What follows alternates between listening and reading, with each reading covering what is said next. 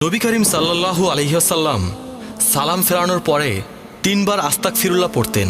নবী করিম সাল্লাল্লাহু আলাইহি ওয়াসাল্লাম নিষ্পাপ হওয়া সত্ত্বেও প্রতিদিন 70 বারের বেশি ইস্তেগফার পড়তেন। প্রিয় মুমিন ভাই ও বোনেরা, এবার আমরা আপনাদেরকে ইস্তেগফারের 32টা উপকারিতা জানাবো। 1. অধিক ইস্তেগফারের কারণে প্রচুর বর্ষণ হয়, মানে খরা ও অনাবৃষ্টি থেকে মুক্তি পাওয়া যায়। বাগান ও শস্যে ভালো ফসল হয়, নদী নালা জীবন্ত থাকে, নদী শুকিয়ে যায় না।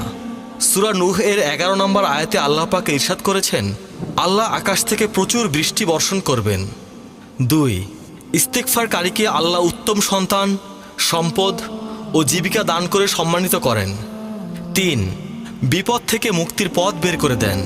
রাসূলুল্লাহ সাল্লাল্লাহু আলাইহি ওয়াসাল্লাম বলেছেন, যে ব্যক্তি নিয়মিত ইস্তেগফার করবে আল্লাহ তাআলা তাকে সর্বপ্রকার সংকট থেকে মুক্তি দান করবেন। 4.